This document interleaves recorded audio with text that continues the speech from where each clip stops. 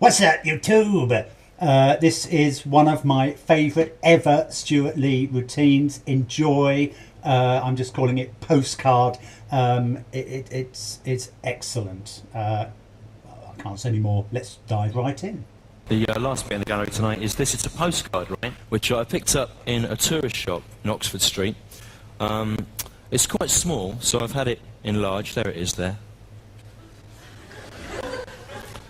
This postcard is a picture of a dog and a kitten there, and they're sat at a piano keyboard there. Then there's another kitten up there. It's not actually at the keyboard with them, it's just looking down on them two with a sort of mixture of envy and contempt. Pardon me. You probably can't see that, but it is there, trust me. Spent quite a long time looking at this, trying to work out what's going on. What seems to have happened over here, one of two possibilities. Either this dog has sort of jumped up on a piano stool, or else this piano's been kind of sunk into the ground, and this is some kind of purpose-built pet music venue.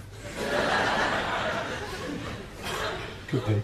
But it's not that. He's jumped up on a stool there, and with his big, chunky paws, right, that dog is picking out like a bass melody on there. Then that kitten, that's a much smaller, more nimble-footed member of the animal kingdom.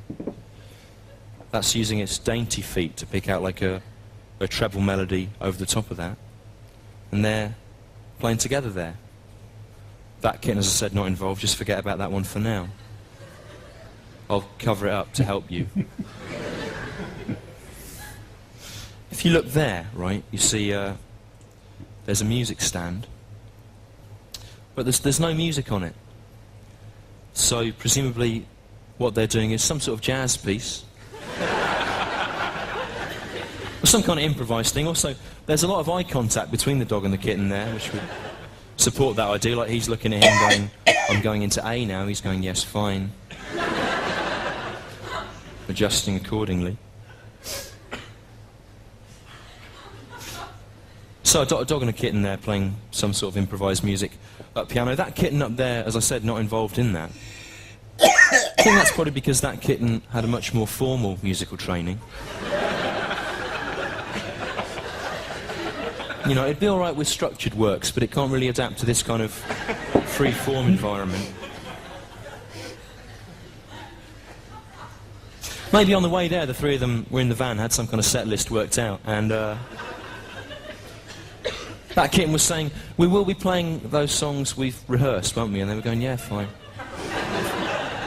Definitely. He was saying, we will be doing that Do the Boxer Beat by Joe Boxers that we've practiced. And they went, yeah, that's the first thing, top of the set list, mate. Mate. Definitely. Then they got there, three of them sat down, started off, Do the Boxer, and then they just went off at a mad improvisational tangent. And he had to go up there.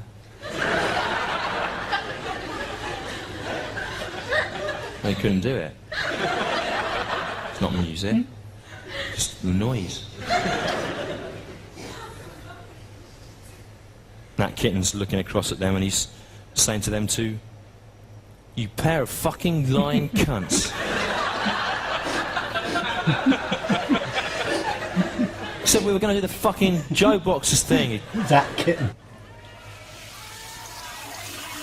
Oh, I'd forgotten about this bit. That dog's looking up at him, he's saying to him, what's the matter, Simon? Simon. Can't you play jazz, mate? We can, we've been able to do it since we were one. And he's going, yeah, I can, I could do it easy. I wanted to do what you'd said we'd do, with Joe Boxers. Like you said. And he's going, ah.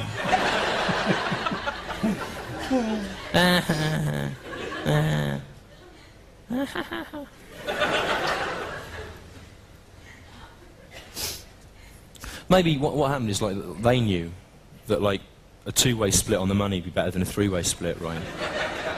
But rather than go through the horrible formality of actually having to sack Simon out of the group, they just decided to start playing stuff they couldn't do. So they'd leave on his own, go up there, and then just stop coming altogether. Or maybe it's that there's some kind of sexual intrigue, right, between that dog and that kitten. So they wanted that one out of the picture. Now you might look at that and say, no, that's stupid. Those two kittens are largely identical. Why, in Christ's name? Why would that dog choose to be attracted to that one over that one? And I say to you, well, cast your mind back, right? You remember Paul Robinson in Neighbours?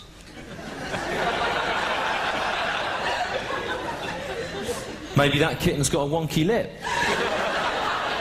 That makes it more attractive. He probably will have an affair with that one at some stage. But we don't know. Anything could happen. This is 6 months behind, you know. They could have a child, those two. They could have a half dog, half kitten child. Called, for the sake of argument, Alan, so it was called that. And then suppose this Alan, dog, kitten creature would to go away for 6 months on some kind of unexplained trip and then come back. But instead of being, it would still be called Alan, but instead of being half dog, half kitten, it'd now be half dog, half worm, right?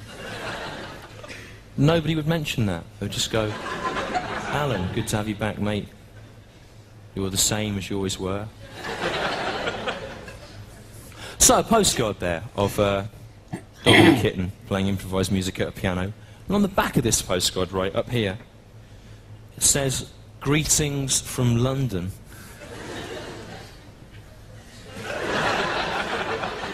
Side of London you don't see so often, that. But it's good there was someone there with a camera to get that when that happened, I was thinking. Wonderful. It's brilliant on so many levels.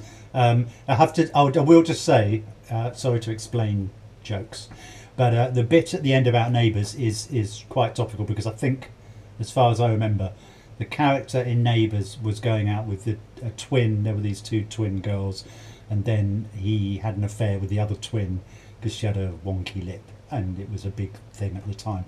But it's just great the way, you know, he goes through this whole thread about the postcard, and then he's able to go off on a completely different tangent about Neighbours, and there's the whole thing about it being 6 months behind, which of course in Britain it was shown 6 months behind in this country, and and the thing about the person who goes off overseas in Neighbours, and they'll come back, they'll be played by a different actor, so don't even really look like them at all, but of course no one mentions it, which is what he's referring to there.